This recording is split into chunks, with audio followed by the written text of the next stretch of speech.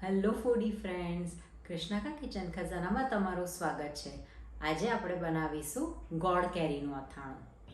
તો ગોળ કેરીનું અથાણું બનાવવા માટે સૌથી પહેલાં આપણે કેરીનું વજન કરી લઈએ. અહીં મેં રાજાપુરી કેરી લીધી છે.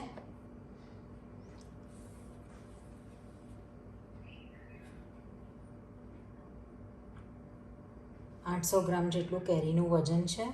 કેરીને આપણે બરાબર ધોઈ દઈએ. કેરીની આગળ હવે ચીકાસનો ભાગ આવે છે તે પ્રોપર આપણે ધોઈને વોશ કરી દઈશું. આ વિડીયોમાં તમને બધી જ ટ્રીક અને ટિપ્સ આપીશ, જેનાથી જો તમે પહેલી વાર અથાણું બનાવતા હોય તો પણ એકદમ સરસ અથાણું બનીને રેડી થશે. કેરીને બરાબર મેં પાણીથી ધોઈ દીધી છે. હવે પ્રોપર એને કોરી કરી દઈશું. આ એક ખૂબ જ ઇમ્પોર્ટન્ટ સ્ટેપ છે.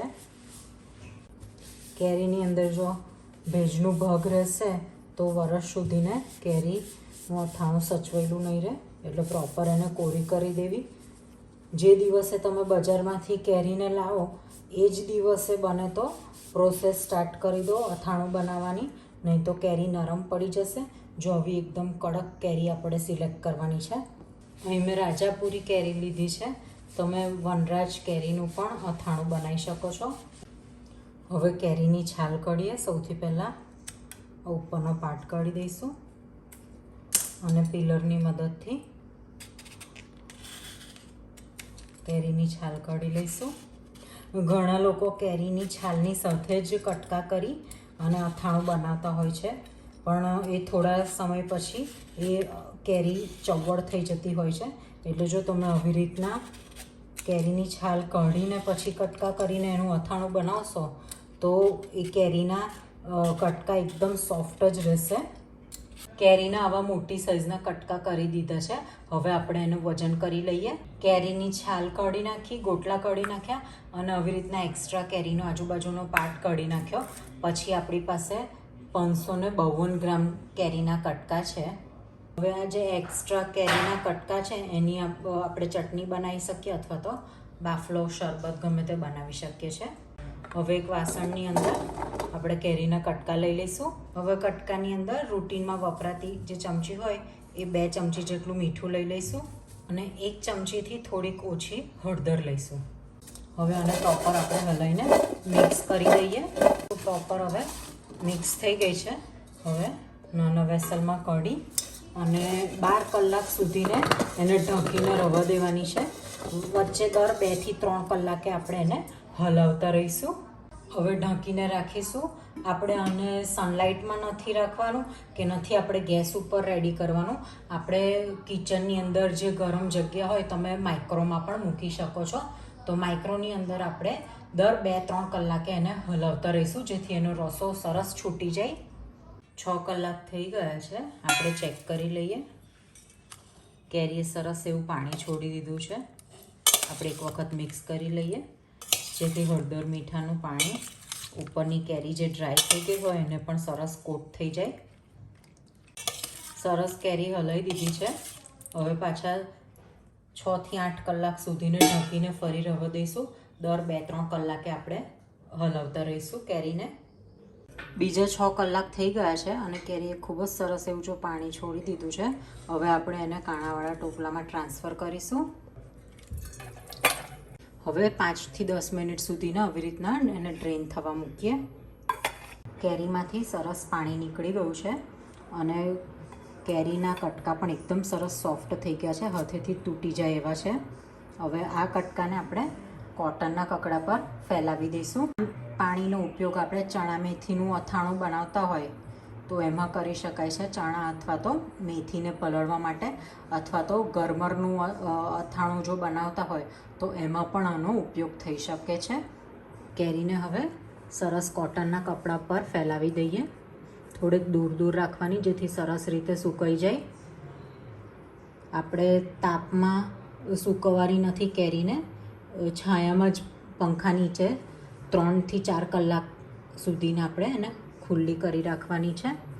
4 કલાક પછી કેરી એકદમ સરસ ડ્રાય થઈ ગઈ છે.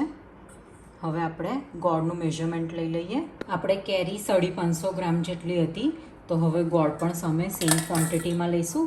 ગોળ મેં અહીં છીણીને લીધો છે, જેથી એનો રસો ખૂબ જ ઇઝીલી થઈ જાય. જો તમે સમારીને લેશો તો ગોળને ઓગળતા વાર લાગશે, એટલે મેં અહીંયા ગોળ છીણીને લીધો છે. હવે આપણે મેથીયા મસાલાનું મેઝરમેન્ટ લઈ લઈએ. મેથીયા મસાલાની રેસીપી ઓલરેડી મેં પોસ્ટ કરી છે અને ડિસ્ક્રિપ્શન બોક્સમાં એની લિંક આપું છું. હવે આપણે મેઝર કરી લઈએ. 1 કિલો કેરી અને 1 કિલો ગોળ હોય તો સામે 300 ગ્રામ જેટલો મેથીયો મસાલો યુઝ થતો હોય છે. આપણે અહીંયા 500 ગ્રામ કેરી ને 500 ગ્રામ ગોળ છે, એટલે આપણે 150 ગ્રામ જેટલો મેથીયો મસાલો લઈશું. હવે એક મોટા વાસણની અંદર સૌથી પહેલાં ગોળ લઈશું. એની અંદર મેથીયો મસાલો એડ કરીશું. ગોળ અને મસાલાને આપણે મિક્સ કરી લઈએ. ગોળ અને મસાલો પ્રોપર મિક્સ થઈ ગયો છે. હવે આપણે એડ કરીશું અંદર કેરી. કેરીને પણ મસાલાને ગોળ સાથે મિક્સ કરી લઈએ. અહીંયા મેથીયા મસાલો બનાવતી વખતે મેં ધાણાના કુરિયા એડ નથી કરેલા. જો તમે ધાણાના કુરિયા એડ કરવા માંગતા હોય તો 25થી 30 ગ્રામ જેટલા આ રેસીપીમાં તમે ધાણાના કુરિયા એડ કરી શકો છો. પણ એથી વધારે ધાણાના કુરિયા એડ નહીં કરવા, કારણ કે 4-5 મહિના પછી ધાણાના કુરિયા જો વધારે હશે તો આપણું અથાણું શ્યામ પડી જશે. ગોળ આપણે છીણીને લીધો છે, એટલે 2 દિવસમાં આપણું ગોળ કેરીનું અથાણું રેડી થઈ જશે. પણ જો તમે મોટા ટુકડા લો ગોળના તો 4થી 5 દિવસ ગોળને ઓગળતા લાગે છે. અથાણાને હવે કવર કરી દઈએ અને 2 દિવસ સુધીને રાખીશું. 1 દિવસ થઈ ગયો છે.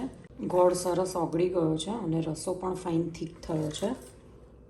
હવે ઢાંકીને ફરી 1 દિવસ માટે આપણે એને રવા દઈશું. 2 દિવસ થઈ ગયા છે. હવે આપણે એને હલાવી લઈએ. ખૂબ જ સરસ રસો છૂટો થઈ ગયો છે અને ગોળ બધો પ્રોપર ઓગળી ગયો છે. હવે આપણે કાચની બરણીમાં અથાણાને ભરી દઈએ. કાચની બરણી આપણે સૌથી પહેલાં પ્રોપર ધોઈ કાઢવાની છે અને તડકે તપાવી લેવાની છે. પછી જ આપણે અથાણું એમાં ભરીશું. તમે જો ઝીણી વાત ધ્યાનમાં રાખશો તો 12 માસ તમારું અથાણું ખૂબ જ સરસ લાલ રહેશે. તો ફ્રેન્ડ્સ, રેડી છે આપણું ગોળ કેરીનું અથાણું. જો સેમ રેસીપી તમે ફોલો કરશો તો તમે પણ ખૂબ જ ટેસ્ટી એવું ગોળ કેરીનું અથાણું ખૂબ જ ઇઝી રીતે તમે ઘરે બનાવી શકશો. મારા ઘરે તો અથાણું રેડી થઈ ગયું છે. શું તમારે બાકી છે? તો રાહ શેની જુઓ છો? ચલો, માર્કેટમાં ખૂબ જ સરસ કેરી આવી ગઈ છે. લાવો અને અથાણું બનાવો.